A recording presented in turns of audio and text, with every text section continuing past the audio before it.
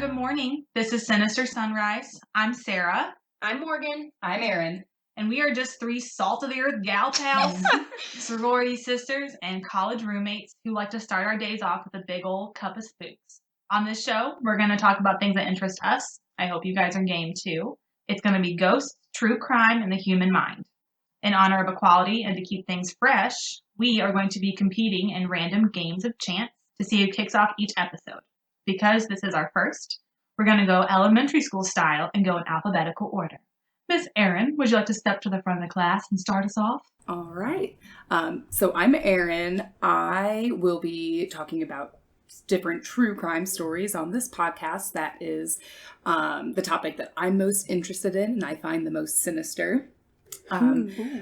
Yes, I'm very just intrigued that people who murder or kill other people, how they're able to really even do that. I'm intrigued by serial killers, all sorts of true crime topics. So for today, I have just the short story about serial killer Bertha Gifford. Yes! Yes! Sarah's excited. Sarah is excited. Pacific, Missouri! Represent. So, Bertha Gifford is from Franklin County, Missouri. So, Catawissa. I'm not sure where that is in Franklin County, but for anyone in the Midwest, it's right past Six Flags, and you got to put a twang on it because you are getting out of the city there. Her house is right by my 8th grade building. Oh, really? Yes, it was a dare to drive by her house. I myself may have taken a tour or two. Yeah, I didn't go in it. I'm not that bold, but yes, you can take tours at the house, I believe. Well, maybe. Why have we never? I don't know. Well, I really haven't.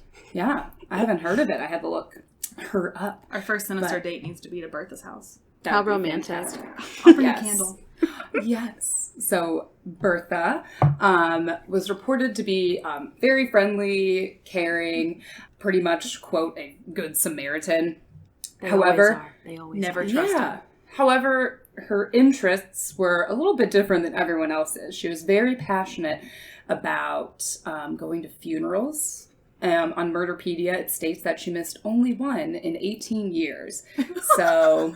What? To be fair, how many funerals could there have been in this small area, though? True, but... 1,500? I don't know.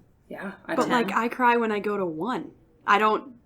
That's true. I don't frequent funerals. I don't think I know what that means. No, I don't know what that means either. She's just front and center. She has her own, seat. VIP seat. VIP seating for the funerals. Roll up that red carpet. Yeah, so... Who are you wearing? All right. So like I said, she was considered a good Samaritan, and she also volunteered as as a nurse, if you will. So she would go to people's homes if they had sick children or if someone was sick and just help out where she could. I found this very interesting. So she is, even though she volunteered, with the doctors, she is not a trained nurse or a nurse at all. So back then, I don't really know what the qualifications were. Apparently, if you can take someone's temperature and give them specific drugs and know what those specific drugs are, then you can actually give medication to someone. So if I hand you some ibuprofen, I'm a nurse? Apparently so. Back here. 1800, 19... Yeah, she was 1872 was when she was born. Then this takes place between 1909 to the 1920s, late 1920s. So I'm wondering if you could just stand the side of sick people, if that was enough in the 1800s. Get her out of my face. She's nasty. Yeah. I don't know. If you were good, watching someone puke, you were solid. Well, it seemed like she was almost we would consider a pillar of the community. Everyone knew her, and she was just very helpful. And then when she would be the first one to kind of jump up and go to, if she heard that someone was sick, well, not even just a funeral, but if she heard someone was sick, she would jump out of her bed and go to wherever that house is, no matter what the weather, if it's blizzarding, whatnot, she would be by their side just to I'd be like, help them, I don't even want to go out to get groceries. I don't know if I would be you're sick, let me help you. Which is why, I won't murder you, because I'm too lazy. True. So, beginning around like 1909, some kids started, as they were getting sicker and sicker, started to pass away. And no one really knew what was going on or what the situation was. But she, again, was always in the room with them.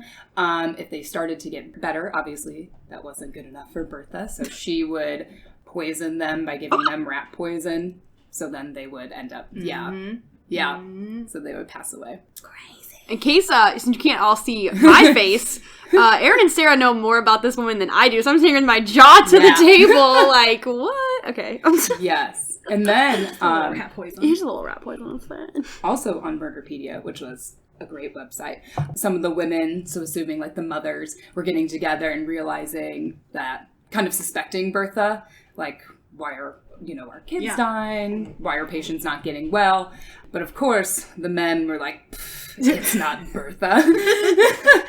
Mothers against bad Bertha, like...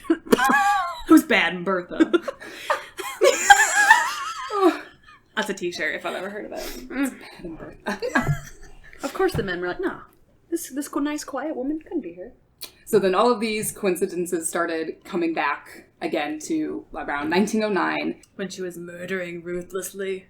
Yes, when she was murdering ruthlessly. And also like throwing like, not murdering ruthlessly, but also it's just, I can't say the word ruthlessly, but doing it to children. Yes. And basically everything the children were presenting with acute gastritis, which... Tummy problems. Yes, exactly. Sounds rough. Yes, but that was due to all the rat poisoning. Because, they're not rats. And they don't need to be poisoned. It's a twofold, really. Yes. Was she attractive? Did that ever say? Yes. Okay. Yes. Oh. So it mentioned that she was alleged to be one of the most beautiful women of Jefferson County. She had dark hair, a dark complexion. Being from Jeffco, I can tell you that's not a big award. That's not a big award. Alright, I was gonna say something, but I'm glad you did it for me, Sarah. No, it especially in the 1870s, I don't know what was going on back then. But of course the men were like, oh no, Bertha's great. She's so beautiful. I love the way she shows her collarbone. Or I guess neck. I don't know how low their shirts would have been, but not very low, right? Right. Sorry, continue. Yeah. Yes. And it wasn't just children. It was, other people in the community as well. Like, a benefactor's late husband died of cramps in the night before an actual doctor could arrive that she was in the room with. Mysterious. And her mother-in-law, Mrs. Emily Gifford, was also succumbed to the poisoning as well. I love the air quotes on that. Yeah. You guys can't see it, but we are getting major air quotes to succumb to poisoning. Yes. Quote, quote. And Bertha didn't really grieve this one too much. Didn't grieve that death. And then a year later, James Gifford, her 13-year-old brother-in-law, passed out in her arms with the same symptoms of stomach cramps and vomiting. So I think this is when people were starting to... Oh, it only took 17 million people to die. Yeah. Yes. So basically she was committing all of these atrocities and poisoning everyone, kind of just to ease them into death, to take away their suffering, was mostly her reasoning. That she caused? Yes. My brain is like, I don't... Why? Why is she like this? Well, whenever she was put on trial, so she was arrested in, I don't know why I did that, arrested in Eureka, Missouri, and then took to trial. They found her to be insane. Oh. Yes. So found her not guilty by reason of insanity, and so she was committed to Missouri State Hospital, where she remained until her death on August 20th, 1951. So she was there for almost 30 years. Yeah. Do you know she tried to work in the kitchens there? Yes, it says at the she hospital? was a cook. Yes. Yeah. They trusted this lady with food. Mm-hmm. Which, I mean, I don't know where she's getting rat poison from now, but she really thought, I think she was easing people's suffering. Like, wow, life sucks. That's what she really, you're a little sick, let's murder you. Mm-hmm. Like, did she not believe in Yeah, I don't know. not cure, let's just kill faster. You said a mouthful there, sister. Yeah, but she was found to be, criminally insane, so probably a lot of mental illness going on there. So, yeah. Unfortunate. Yeah, so that's Right near serial killer Bertha Gifford. And she is one of, I guess, the most prolific women serial killers. It has been suspected. She was tried and found guilty for 3 murders, all children. Children. However, it's suspected that she committed around like 17 murders, most of them being children. But she confessed to those 3, and then she admitted there may have been more. And she left it at that. So, yeah. And then, Sarah, how you had mentioned about the house. So her old farmhouse is known as the Catawissa House of Mystery. And I've looked it up on YouTube. So some people have gone there. So again, I'd have to research more whether if you can actually take tours, which I think you might be able to, because some people have just gone in and done ghost tour type deals or tried to see if they could find spirits or talk to spirits there. So, yeah. Which, I don't know if you can take tours or if someone owns it. I don't remember. I don't remember either, but I just know I drove by and I felt like a badass. Yes. Ooh, I got close to the house. Yeah. But I think they had a website, so if you ever looked it up and wanted to check it out, it's there. And I think that's where her gravestone is. A lot of people go to her, gravestone. I am warning her. Which I'd seen pictures of. So I think it's somewhere near that farmhouse, the Catawissa House of Mystery. Yeah. Yeesh. That's Bertha Gifford. That's the closest serial killer we got, Bertha Gifford. Yeah. Oh, God. Yeah. Thank you for that trip down memory lane, Erin. All right, and I'm Morgan, so I am going to take it away with my topic that I'll be bringing to the podcast, which is ghosts and cryptos and things like that, cryptozoology, all that jazz, whatever we come across. I'm very much into the paranormal side of things. So Erin kind of gave you a brief story. And, thank God she has no real true crime stories to tell about her own life. That Yes. we know of. Erin, safe space. Right. Anything you want to say? No. Have you personally been murdered? Maybe in a past life, but right Do now... you own a gun? No. Do you own weapons? Have you Do I thought know about this? murdering one of us? I mean, probably today, because we kind of... Yeah. we were like, hey, we're ready to go. And she's like, I don't have anything prepared for this one episode. She's great. She's a trooper. She's amazing. You learned And nothing not- else from today. It's that Erin's amazing. It's that Erin is the glue that holds this together. You give me too much credit. I mean, it's where credit is deserved, baby. So, I guess to kind of just kick things off for episode 1, I guess I'll just tell kind of my, personal ghost story that kind of got me into everything. So, what really interests me in ghosts was, I've always been, terrified of scary stuff. I was not into scary movies, anything like that. I watched Signs when I was in 6th grade, and it literally scarred me, and I had nightmares for 2 weeks straight. It's not even that scary of a movie, so cool. But when I was probably 13, I was asleep in my bed, and I had not recently lost my first pet cat. It had been a year or so, and I was asleep, and I felt something jump up on the end of my bed. And I was like, what? And I was halfway awake. Okay, so I tell people this story and they're like, oh, you were asleep, you were dreaming. No. So I lay there and I feel if you guys have cats, you know what it's like when they walk up your bed, towards your upper body. Yeah. And pressure. Yeah, and I felt that little feet prints really close to the edge of my body. And my eyes are closed and I'm like, okay, we don't have a cat anymore. What? And I hear, the thing about my cat was he had the most distinctive loud purr. And my eyes are still closed. I am fully awake at this point, but I'm terrified. And I hear the purr getting louder, coming towards me. So I was like, okay. And I opened my eyes and it was gone. Literally, the pressure that was there, just it literally felt like he evaporated. I'm spooked. Yeah. So I was like, okay, I know it's my cat, Bilbo. Say that again? Wait a What? second. Bilbo, from Lord of the Rings. Yeah. Yes. We had Bilbo and Gandalf. That's cute. Gandalf was, he was not that nice. But Bilbo was my little beeb. But yeah, so then probably, again, some time had passed. So that's why I don't think it was just my memory playing a trick on me or anything. Probably a month or so later, I'm laying in bed and I feel it again.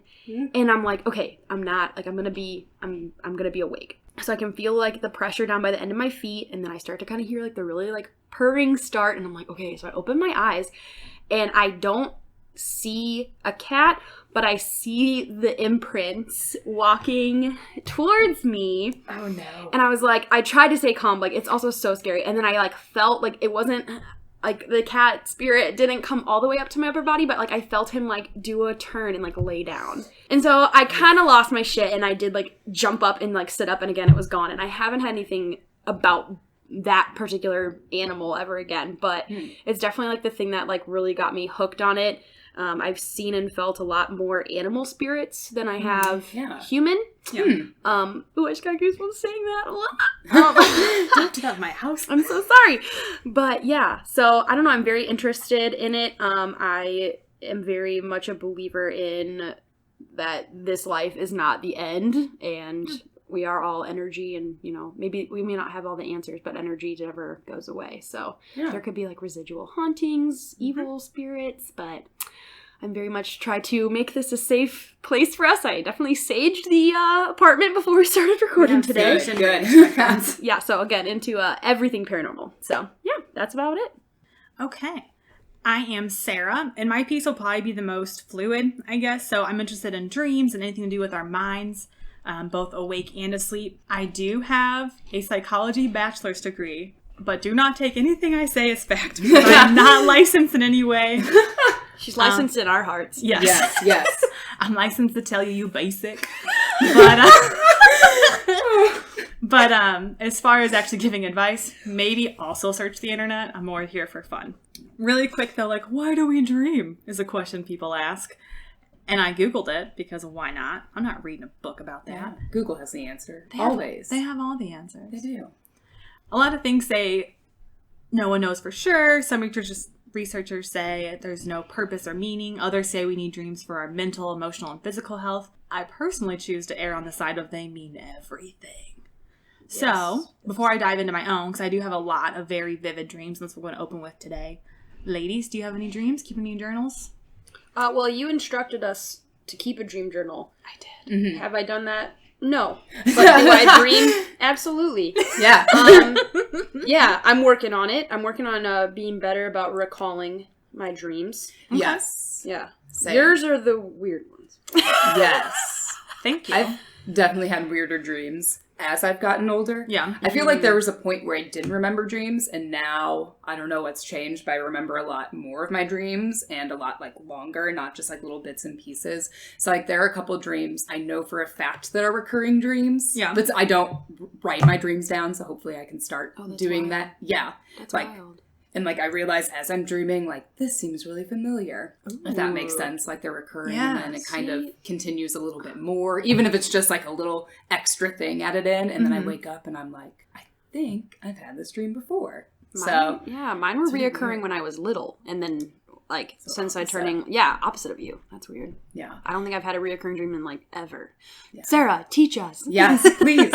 What does that mean? The guru. No. Okay. Well, with that being said, I don't know how to go off that. So this weird one I've been having lately it's almost like a 2-part dream that happened over more than one night, which is very unusual to me. Mm-hmm. So I'm going to dive into it, and I'm going to make you guess what you think it means. Oh, shit. Oh, all right. And then I'll hit some facts at you. Okay. Oh, okay, so here's the 2-part series. Open book. So, oh my God.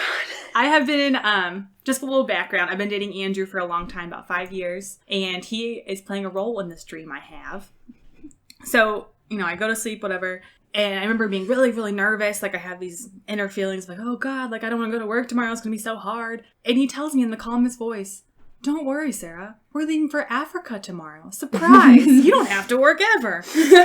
And I remember being like, this is different. And I had some concerns, you know, some are, neither of us have vaccinations for Africa. I don't know if that's real, but it seems like you gotta have something else. You do have to get vaccinations. Thank you. Mm-hmm. Even Dream Me is like, let's go on a list here. Yeah. Logical Sarah. Yes. And then I was also like, I don't have that much paid time off at work. And to each of these questions, he has an answer. First one, I think it's good enough if for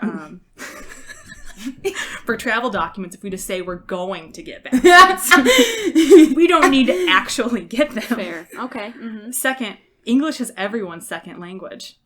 Oh, okay. Yeah. Is that not the most American, like, self-righteous thing you've ever heard? You're going to speak what I speak. Learn it. So anyway, I'm like, all right, you know what? You solved my issues. Let's go. Okay. So he answers all my questions. You know, next thing I know, we're at the airport. Which the weirdest thing is, we get there, we get through security, no problem.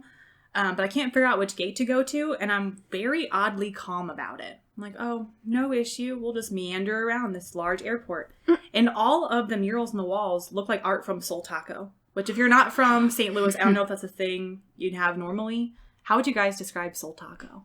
It's a restaurant. I've never What? Oh my god. I've never been to Soul Taco. Oh wait, correction, Sarah, you did take me to Soul Taco for the first time, so I cannot gasp at Erin. See. I have been a few times since. It is very, very good. I think it looks like a clean junkyard. Okay. They have like grills from a car, and it's like, but it has art on the wall, and it's bright yellow. And then they have like a cutout of a giant blue chicken, and like it's very. And there's like weird wrestler things on the wall. Yeah. Like imagine a 4-year-old boy drew a picture on his walls. That's probably what you're looking at. But Food's great. Clean lines. Very clean. Okay. It's different. So that's what I'm doing at this African airport. Yes. Okay, and then I wake up. That's part 1. And the whole time I was like, that's weird. I don't know why I would go to Africa. Ha ha ha ha ha. So 2 nights later, same thing, but we have already made it to Africa. So it's important. I was never on an airplane. I guess that was my waking life was on the airplane. I am the airplane. So I'm in Africa. I'm on a safari. It's warm. It's bright. We're looking at animals, taking in sights. And then I see a cheetah, which is what you would expect to see on an African safari. They do live there. You know, I look at Andrew, my boyfriend. I'm really nervous. I'm sorry. You're who? My boyfriend, Andrew. Fiance sounds so familiar. My fiance, Andrew. Andrew and Sarah are engaged very recently, and it's beautiful, and they're in love, and yes. Enjoy. And Morgan is marrying us, so I'm glad she thinks it's beautiful because she's going to have to give this. Yes. I shall am. I'm glad you're not like, they got engaged and it's overrated. Oh my god, like literally you asked me and I bawled my eyes out, so. Because we in love. Alright, so you're fiance and you are in Africa. We are in Africa. And it gets a little crazy. So we see a cheetah and I look at him, I'm super nervous. I'm like, oh my gosh. And you would think it's just because a cheetah is ferocious, but we have like bars around the safari vehicle. Like I can see the whole thing. But no, it hits me. I forgot to take my airline snack of beef jerky out of my pocket. We ain't got peanuts on this flight. Yeah. I love beef jerky. So I'm glad Dream Meat also loves dried meat. And then the idea hits me like, you know what? This would be a really great bonding thing for me and the cheetah. I'm going to offer it some beef jerky. Oh my god. It's exactly what Andrew said, actually. He was like, please, Sarah, do not do that. And I was like, you might have had the answers to get here, but we're in Africa now. I rule. And so I put my arm out the gate of the safari vehicle, and me and the cheetah, we lock eyes. It's almost like when you're offering a dog, like your hand to sniff it. Yeah. And I'm like, oh my, this is it. This is going to be beautiful. He comes closer. I can feel my heart beating. And then, bam! The cheetah bites my arm off. Oh, no. How far up the arm? Like just hand? No, it's past my elbow. Oh, jeez. So you would, yet again, I realized his mouth was probably not that big. But it's gone. But in my dream, it is gone. Wow. And I'm like kind of shaking and I wake up. And that's it. So. The end. Wow. So I made it to Africa, didn't have to go to work, and I lost half an arm. I don't know what your January looks like, but that's mine. Woo! Okay. Any guesses, guys, what that would mean? You can take any part of it, because Alright. I'm ready. Yeah. This is Morgan. Morgan's up first. Okay. I'm going to analyze the cheetah bite. Okay.